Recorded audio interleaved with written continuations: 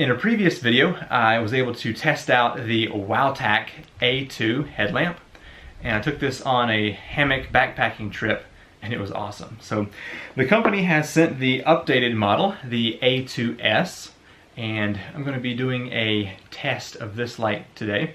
Probably put it through a little bit more of a hard time than I did the A2 model. So let's jump into that now. First things first, this is the Wowtac A2S CW, which stands for clear white.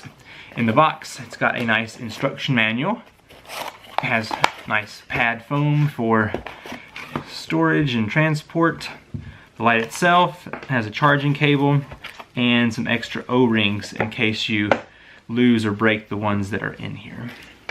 Okay, so the light itself has a strap with both the headpiece and the two that go around the head, and the attachment to the light itself is a rubber piece, and that rubber piece allows you to stretch the two rings here and remove the light like that. So the rubber seems to be a perfect fit. It allows the light to swivel just enough that it's not going to just, fall off or anything like that. So let me put this back on for the time being. It falls into a couple little grooves here which allow you to spin the light, and it is definitely not going to spin on you unless you want it to spin, so that is a good thing. There are a couple ways to access the battery. You can go from this back side here, and it's just got your spring there and the battery itself, which is rechargeable by a USB cable directly on the battery. You can also recharge this battery from a wall mount charger, or you can use a standard 18650 battery that doesn't have the built-in charger, so it is versatile like that. You can also unscrew up here at the light itself, and it just kind of opens this cylinder up, and that you can get to it that way. It has O-rings on both top and bottom, and that's why the package comes with 2 of those spare O-rings. Let's get this back together here. Plop the battery in. Get this put together here. And now for the settings of this light. The button to turn it on is here on the top. I'm going to push once, and it remembers the previous setting that you had the light on.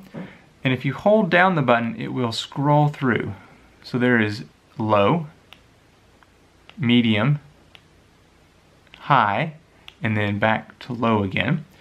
I'm going to push the button off, and now if I hold the button down while it's off, it'll turn on a setting called firefly, which may be hard for you to see there, but it is very dim.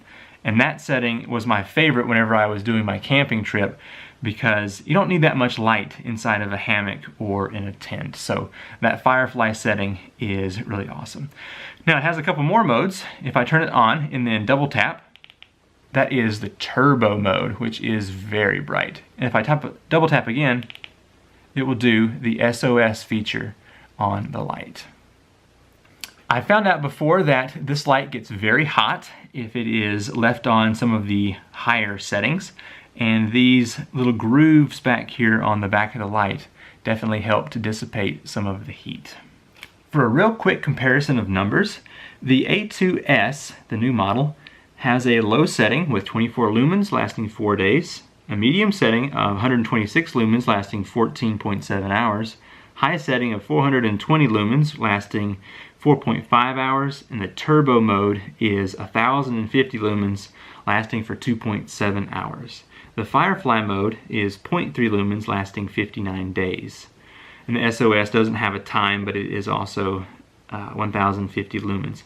So as a comparison between those numbers versus the previous model, the A2 model, let's just do 2 of them here. Low setting, 24 lumens, 4 days. Low setting, 12 lumens, 4 days. So twice the lumens, same time. And let's go to Firefly. 0.3 lumens, 45 days for the old model, 0.3 lumens, 59 days on the new one. So a significant difference in the time. And also the turbo mode on this one is 550 versus the 1050. So this light is definitely improved. It has a longer time of operation for a higher output of lumens. So definitely worth looking into that. As fit goes, this thing is very adjustable. I like my head strap a little on the loose side, but you can definitely cinch this down to very small or quite large actually. Now on the inside of the strap, it has the two rubber pieces, which may be hard for you to see here, that hold the fabric in place. That can kind of pinch a little bit over a long time. So if you're wearing like a ball cap or something, or a bandana, you never have that problem. But I think extended use, that little pinch there may actually become kind of an irritant. But it's not too bad. The cloth does work pretty good there to keep that against your face. Another thing you'll notice about the fit here is when my strap is centered on my face, the light is off to the side. So if you're working, just keep in mind that it's off to the side, which I really didn't notice an issue whenever I was using it on my camping trip. I just got used to the light, so no big deal with that, but definitely is not centered. This light advertises a drop resistance of 1.5 meters. So I'm just going to hold it up here and give it a drop.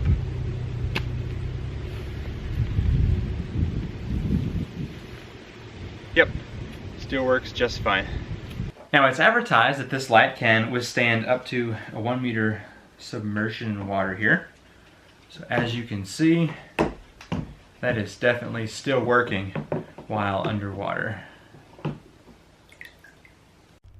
It's important to have a light that will work in multiple conditions. So I'm going to place the light into the freezer and set the timer for 30 minutes and see how well the light performs after being frozen. After 30 minutes, I pulled the light out. The strap was frozen after being dumped in the water, but all the functions of the light seem to be working properly. I have the lights turned off in my shop here. Let's look at the brightness settings of the light. This is the lowest setting, medium. I'm just going to scroll back through. There's high. As you can see, it is quite bright. And then here is the turbo setting. Really nice and bright there. And as far as firefly goes, well, you can see it there, but it's definitely dim here in this low light. But if it was totally dark in here, that would be a nice bright light. Now I want to test out the A2 version versus the A2S. So let's click this to the lowest setting and the lowest setting. So let's see, side by side here. Pretty much the same as what it looks like. Move up here. Yeah, I'm not really seeing much of a difference. So let's go to turbo. Interesting. So the A2 version actually seems to have a brighter light. Well, that was interesting. The newer model seemed to have close to the same lumen output as the older model. The older model probably had a brighter turbo, even though it advertises half the lumens. Strange. But if it has a little bit less of an output and has several hours longer, or in the Firefly case, days longer, then maybe that's not so bad. And maybe I'm just seeing things strange and it really is brighter. But nonetheless, I like this light a lot. I'm going to be using this one for my next camping trip and just around the house, and definitely recommend it from the testing that I have done so far. If you'd like to check this light out, I have a link to it in the description down below. And as always, thanks for watching, and I will see you in the next video. Bye.